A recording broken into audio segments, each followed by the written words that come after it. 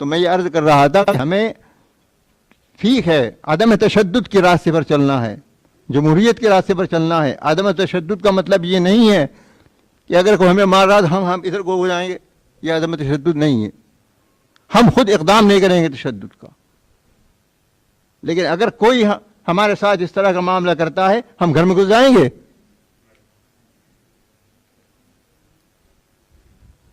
مجھے یاد ہے آزادی کے بعد جب فرقہ وارانہ فسادات ہو رہے تھے اور مسلمان انتہائی خوف کے اندر مبتلا تھے، حضرت شیخ الاسلام رحمۃ اللہ علیہ کا یہ جملہ تقریروں کے اندر پھر وہ عام بھی ہوا کہ خود کسی پر حملہ نہ کرو، لیکن اگر کوئی تمہارے پر حملہ آورو اتنا مقابلہ کرو، چھٹی ابوبہ جلا دو اس کو.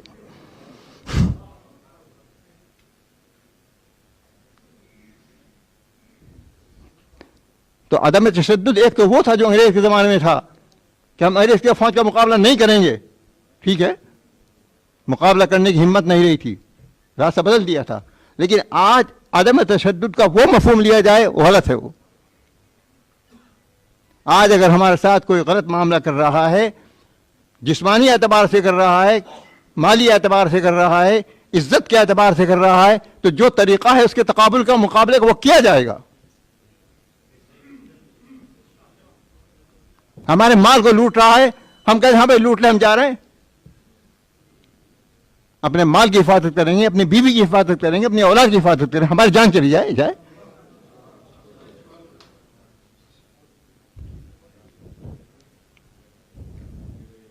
ہم جو بار بار یہ بات کہتے ہیں کہ غیر مسلم برادران وطن کا رواداری برتو، رواداری برتو، رواداری برتو، اس کا مطلب یہ نہیں ہے کہ ہم مزدل ہو کر گھر میں بیٹھ جائیں گے. لیکن ایک طبقہ ہے جو ہماری اس فکر کو غلط طریقے پر پیش کرتا ہے، میں اسی کو دور کرنا چاہتا ہوں. حالات اس طرح کے بن رہے ہیں، مسلمانوں کو مشتعل کرنے کی کوشش کی جاتی ہے، انفرادی واقعات سے بھی کی جاتی ہے، اجتماعی شکل کے اندر بھی کی جاتی ہے. ہم ان کو صبر کی، تحمل کی تلقین کر رہے ہیں. بالکل صحیح ہے، نفرت کا جواب نفرت سے نہیں دیا جائے گا.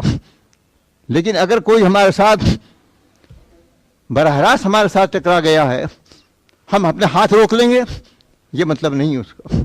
رواداری برتیں گے، مظاہرے کی شکل کے اندر بھی ہم جواب دیں گے، میمورنڈم کی شکل میں جواب دیں گے. جو جمہوری طریقے ہیں کسی چیز کو دفاع کرنے کے، مقابلہ کرنے کے، ان کو اختیار کیا جائے گا.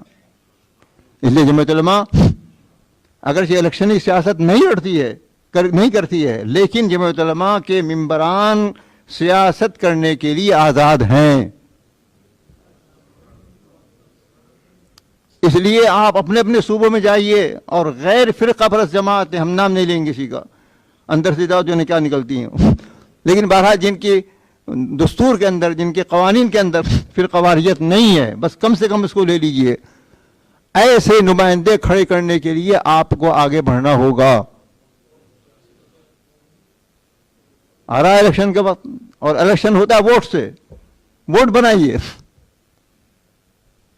جو ووٹ دینے کو سمجھتے کیا ضرورت ہے، بڑے بڑے اجتماعات کے اندر یہ کہا جا رہا ہے کہ ووٹ کی کوئی ضرورت نہیں ہے، دعا کرو بیٹھ کر کام ہو جائے گا. ووٹ تیار کرو، حکمت عملی کیا ہوگی آپ کی؟ نمائندے کھڑے کرو، ان کے ووٹر بناؤ، مسلم ووٹر بھی بناؤ، غیر مسلم ووٹر بھی بناؤ، تب تو جمہوریت ہوگی. آپ اپنی بات کا اپنوں میں کہتے ہیں اور بات ختم ہو جاتی ہے.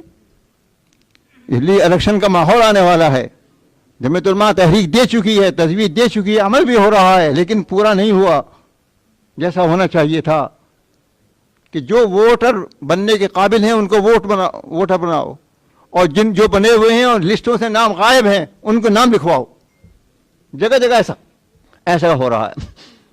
تو اس فکر کو آپ کو آگے بڑھانا ہے، اور اسی حال کے اندر ہمیں یہاں رہنا ہے، اسی حال کے اندر ہمیں یہاں زندگی گزارنی ہے. ہمیں کسی اور ملک میں نہیں جانا ہے. تو اس لیے جیسے ہمیں اور کام کرنے ہیں، تعلیم کے، تصنیف کے، امارت شرعیہ کے، وغیرہ وغیرہ سارے کام کرنے ہیں، اس وقت میں ہمیں سیاسی قوت جس درجے میں بھی جس طرح حاصل ہو سکتی ہے. اس کی ایک شکل تو وہ ہے کہ بھئی ہم الگ پارٹی بنا کے بیٹھ جائیں مسلمانوں کی، وہ تو یہاں ناقابل عمل ہے. لیکن مسلمان اگر کوئی آدمی غیر مسلموں کو شامل کر کے کوئی پارٹی بناتا ہے، اس کو مسلم پارٹی کہا جائے گا یا جمہوری پارٹی کہا جائے گا، سیکولر پارٹی کہا جائے گا؟ مسلمان کے لیے کوئی پارٹی بنانا جائز ناجائز تو نہیں ہے. صرف مسلمان ہی اس کے ممبر ہوں، مسلمان ہی اس کے ممبر یعنی اسمبلی کے ممبر ہوں یا لوک سبھا کے ممبر ہوں، تب تو آپ اس کو ایک فرقہ واری پارٹی کہیں گے. لیکن اگر کوئی مسلمان قائد بن کر کوئی پارٹی بناتا ہے، غیر مسلموں کو شریک کرتا ہے، وہ تو سیکولر پارٹی کہلائے گی.